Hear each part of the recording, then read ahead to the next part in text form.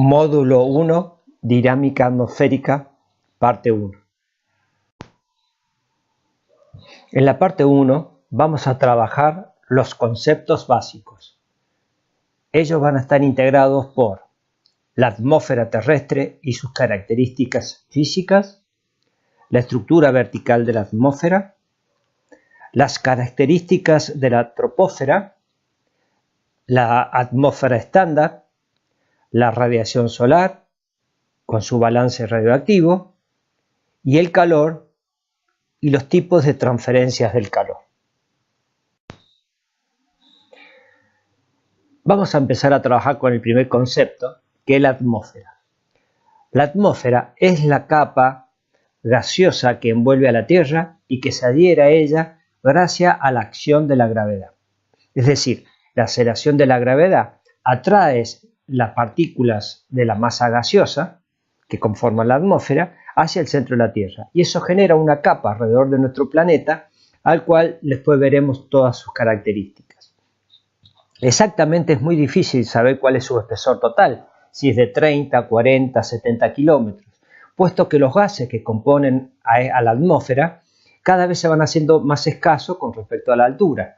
Entonces, si se hacen cada vez más escasos, a veces produce que la aceleración de la gravedad no tiene influencia sobre ellos, entonces prácticamente comienza a desaparecer a unos pocos kilómetros o cientos de kilómetros de la superficie en el espacio exterior. Por ese motivo, no se define a ciencia cierta cuál es el límite final entre la última capa de nuestra atmósfera con el espacio exterior. Podemos decir que el 99,9% de la masa total de nuestra atmósfera se encuentra en los primeros 30 kilómetros. Otra característica es que la disminución de los gases con la altura es tan rápida que la mitad de la masa total de la atmósfera se sitúa por debajo de los 5,5 kilómetros y las 3/4 partes de la masa total de la atmósfera se encuentran en los primeros 11 kilómetros. Esto último será muy importante a tener en cuenta en estos momentos, puesto que a medida que avancemos en el curso, veremos todas las condiciones meteorológicas que se producen en esta capa de los primeros 11 kilómetros. Con relación a la composición de la atmósfera, diremos que está formada por una serie de gases, donde hay un grupo mayoritario frente a otros que tiene un porcentaje mucho menor al que tienen estos gases, y se recibe el nombre de gases raros. Básicamente, nuestra atmósfera está compuesta por nitrógeno, oxígeno, argón, dióxido de carbono, neón, helio, criptón, hidrógeno, ozono, xenón. Como ustedes pueden ver en la gráfica, el nitrógeno ocupa el 78,08% del total, el oxígeno cubre el 20,95% del total, el argón el 0,93% y el dióxido de carbono 0,03%. Haciendo una síntesis de lo recién expuesto, diremos entonces que el porcentaje de volumen de aire seco que compone nuestra atmósfera está diagramado de la siguiente manera. El 78,084% va a ser nitrógeno, el oxígeno el 20,946% y otros, que son los gases raros y demás gases que mencioné anteriormente, estarán en el 0,970%. La estructura vertical de la atmósfera está relacionada de acuerdo a cómo varía la temperatura con relación a la altura. Es decir, entonces, que la estratificación térmica nos va a dar el punto de vista físico de los cambios de tiempo y los distintos niveles de nuestra atmósfera. El promedio de la variación de la temperatura a través de la atmósfera, desde la superficie hasta el límite superior, se obtiene a partir de un enorme número de observaciones de temperatura para cada banda de latitud y a través de todo el espesor de la atmósfera. La síntesis de este gran conjunto de datos es la base para la definición de las capas de la atmósfera. Por lo tanto, nosotros vamos a definir como estructura vertical de la atmósfera las diferentes capas, que son las siguientes: la troposfera, la tropopausa, la estratosfera, la estratopausa, la mesósfera, la mesopausa y la termósfera. En este gráfico vamos a entender la estructura vertical de la atmósfera relacionada con las alturas desde nuestra superficie terrestre hasta el nivel máximo de espesor de nuestra capa atmosférica con contacto con el espacio exterior. Y vamos a relacionar todas las actividades de los seres vivos de este planeta dentro de cada uno de los niveles. Es decir, que la troposfera va a estar dada desde el nivel suelo 0 kilómetros hasta los primeros 15 kilómetros. La estratosfera estará relacionada entre los 15 a los 50 kilómetros, la mesósfera desde los 50 kilómetros a los 80 kilómetros, la termósfera desde los 80 kilómetros hasta los 500 y de los 500 hasta los 800 kilómetros en promedio se encuentra la exósfera. Como ustedes pueden observar, toda la actividad de los seres vivos de este planeta están relacionados con todas las condiciones meteorológicas y todas las situaciones atmosféricas que se producen y son generadas en estos primeros 15 kilómetros de nuestra atmósfera que están dentro de la capa que se llama troposfera. Entonces vamos a hablar un poquito de la troposfera y sus características. En la troposfera vamos a encontrar la máxima interacción energética de la relación aire-suelo. Se encuentra la máxima concentración de oxígeno y de vapor de agua. Es la zona de ocurrencia de la mayoría de los fenómenos meteorológicos. En ella, la densidad del aire y la presión atmosférica sufren un rápido descenso en función de la altura, determinando que la temperatura del aire experimente un descenso de aproximadamente 6.5 grados centígrados cada 1000 metros. Y su espesor es función directa de la temperatura media de la capa. Estas características son muy importantes, puesto que es las condiciones que nos permiten la vida en este planeta. También debemos decir que el tope superior de esta capa la denominamos tropopausa. En esta capa, en este nivel de nuestra atmósfera, es donde la temperatura sufre una inversión en su comportamiento con la altura, debido a la absorción de la radiación ultravioleta por parte del ozono que se encuentra en la capa superior, la cual denominamos estratosfera. Lo importante es que estas características de las sucesivas capas no influyen directamente o en forma significativa en los procesos meteorológicos que se describirán en este curso. Como dije, vamos a hablar de todas las actividades meteorológicas que afectan a nuestra vida y a nuestro entorno dentro de los primeros 15 kilómetros de nuestra atmósfera. Vamos a hablar de un concepto que se denomina atmósfera estándar. La atmósfera estándar internacional, o por sus siglas ISA, es un modelo atmosférico definido por la Organización de Aviación Civil Internacional, que en el año 1949 fue adoptado por todos los países. Este modelo de atmósfera terrestre permite obtener los valores de presión, temperatura, densidad, viscosidad del aire en función de la altitud. Y estos son elementos fundamentales para poder trabajar en distintas actividades del ámbito aeronáutico para estandarizar los procedimientos desde un modelo atmosférico como hemos señalado.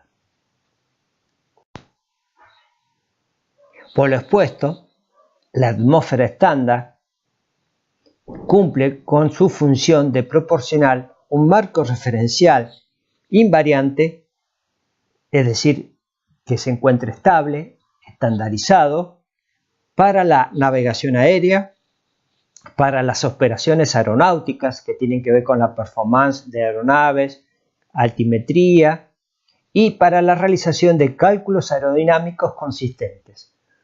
Es decir, para poder desarrollar toda la actividad aeronáutica bajo determinados niveles estandarizados de presión. Y hablando un poquito del concepto de atmósfera estándar, diremos que el modelo divide a la atmósfera en capas con distribuciones lineales de temperatura y se basa en las condiciones promedio en latitudes medias.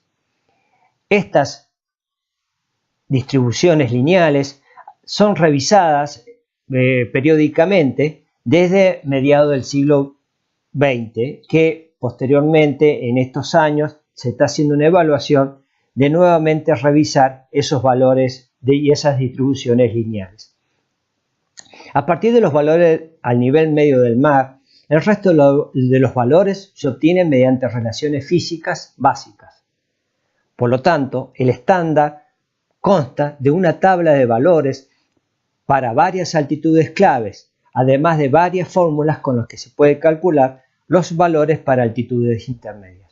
Con todo esto, ustedes se estarán dando cuenta que este modelo atmosférico es un modelo matemático que se basa en distintos parámetros y distribuciones lineales de la temperatura, entre otros elementos. En tal sentido, en esta gráfica ustedes pueden observar un ejemplo de esta atmósfera estándar que he hecho mención. Entonces, por ejemplo, para la altura de 4.000 metros, la presión de milibares estará en 616.2, la densidad estará dada en 0.820 de densidad de aire y le corresponderá una temperatura negativa de 11 grados centígrados. Otros puntos que vamos a empezar a trabajar en este momento es lo que está relacionado a la transmisión de la energía calórica. Bien, entonces empezamos a trabajar el concepto de la radiación solar. La radiación solar es el conjunto de radiaciones electromagnéticas emitidas por el Sol.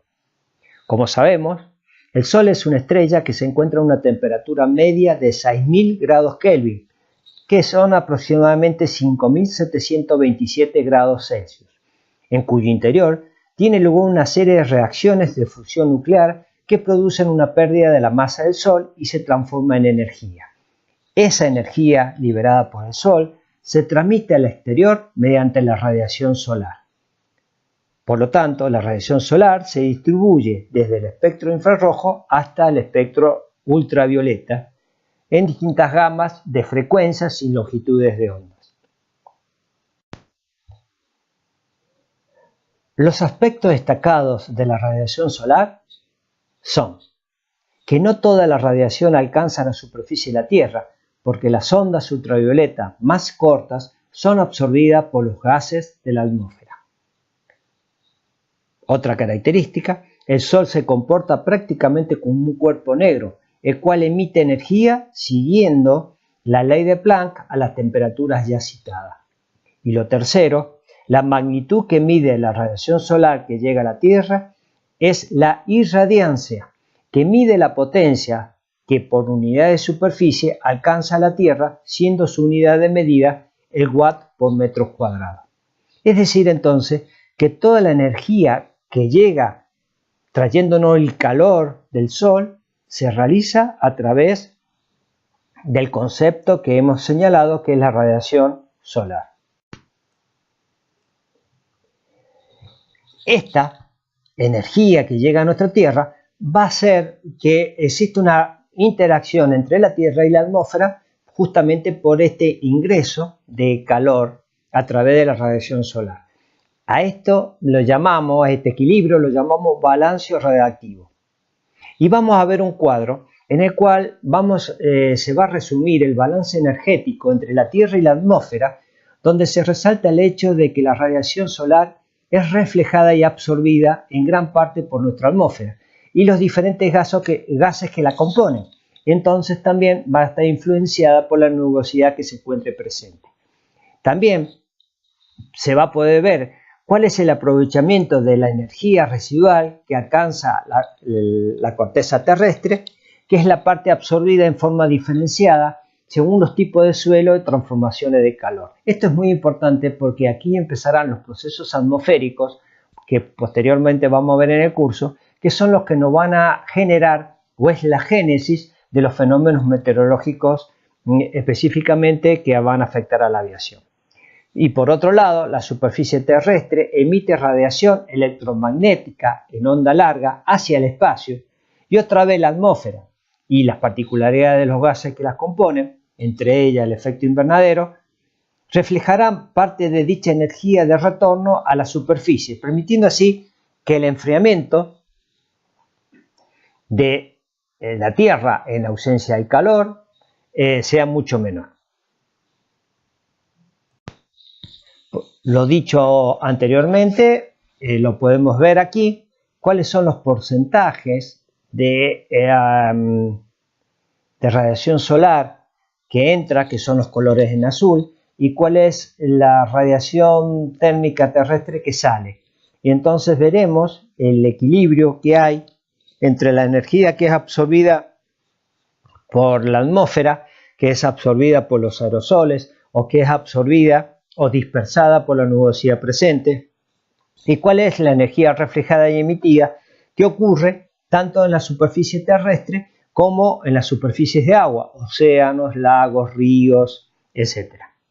Por lo tanto, veremos entonces que el equilibrio está dado de una manera muy particular.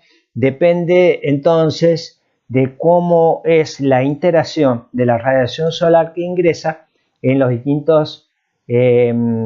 distintas áreas de la Tierra, y entonces obviamente si estamos hablando del Ecuador hablaremos de una determinada radiación solar entrante que si tuviéramos en los trópicos o tuviéramos en los polos.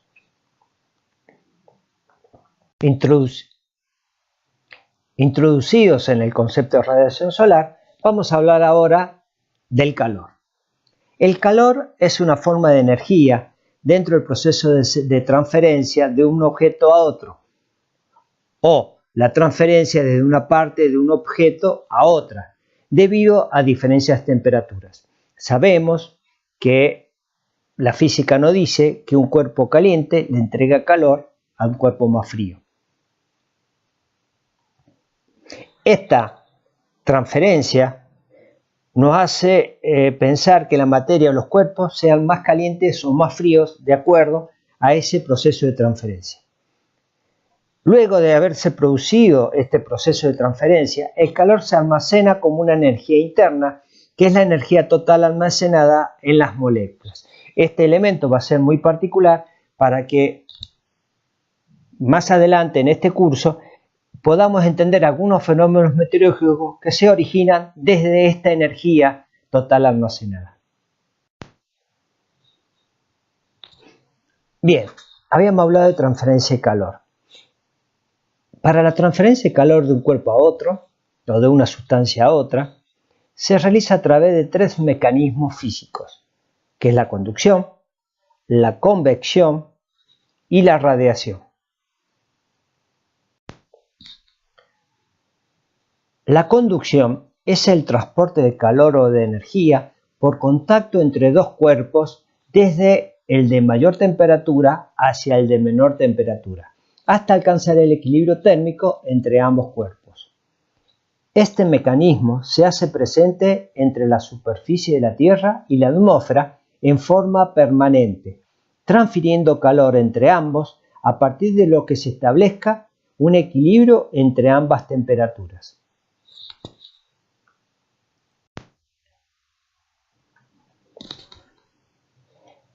El proceso de transferencia de calor por conducción se desprende de este proceso el por qué la temperatura máxima que se registra en algunas horas posteriores al cenit solar y a la cantidad de radiación absorbida por la superficie hace que el suelo esté más cálido en el aire, y a través de la conducción el aire aumenta su temperatura hasta entrar en equilibrio térmico con la superficie.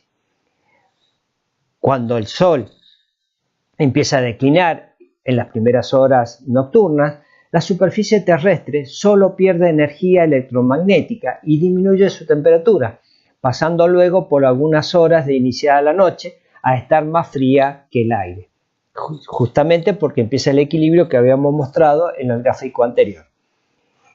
Entonces, la transferencia de calor por contacto es desde el aire hacia la superficie que continúa emitiendo radiación y enfriándose constantemente.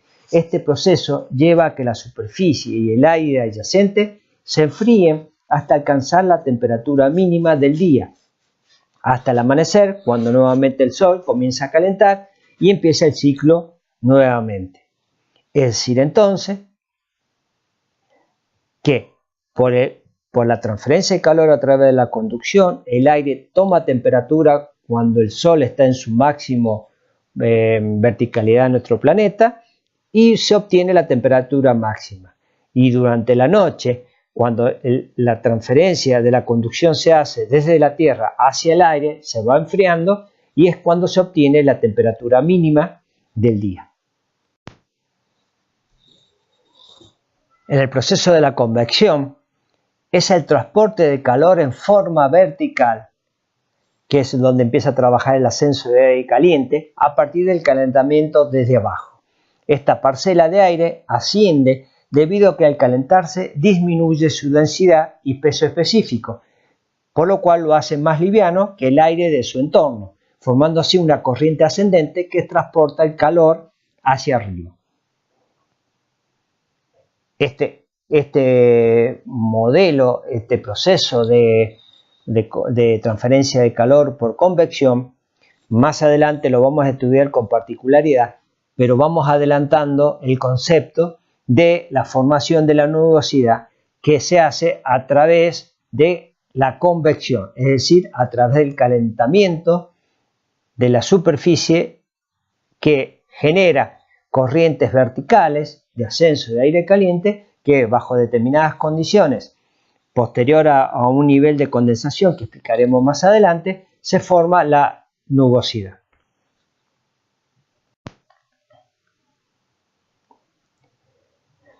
Hay que tener en cuenta determinadas particularidades de este concepto de la convección que detallaré. En este proceso se establece durante las horas de máxima absorción de radiación solar y de calentamiento de la superficie terrestre.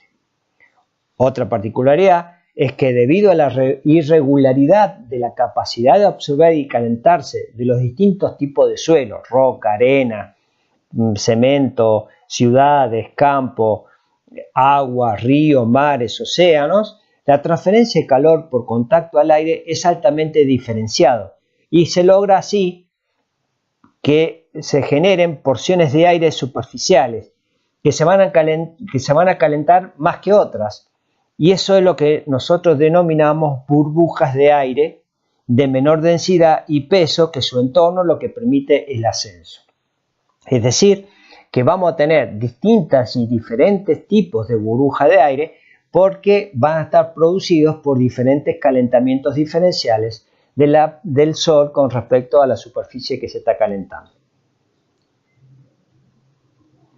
Estas corrientes verticales ascendentes que acabo de explicar también son conocidas como térmicas y estas son las responsables de transferir el calor hacia las capas superiores de la atmósfera y bajo ciertas condiciones atmosféricas que vamos a ver posteriormente son las responsables de la formación de nubes de tipo cumuliforme y algunos tipos de tormentas.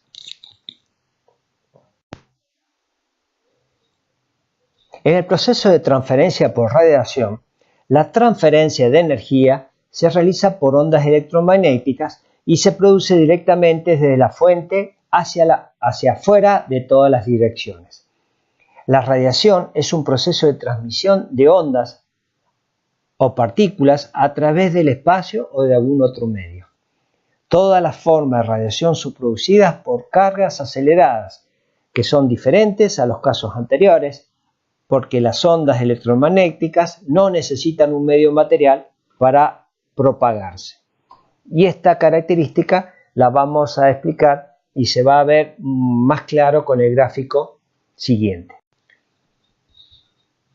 Aquí estamos observando que las radiaciones de energía electromagnéticas producen la transferencia de calor a través de la radiación y veremos cómo esta influye en distintos lugares, en la parte de los océanos, en el asfalto, en el pavimento, en las zonas urbanas, en las tierras cultivadas, en la hierba, en los bosques, en la nieve fresca. Como ustedes pueden observar, son distintos porcentajes de radiación que afectan a cada una de estas áreas en maneras diferenciadas. Con este último punto, damos por terminada la primera parte del módulo 1, dinámica atmosférica. Muchas gracias.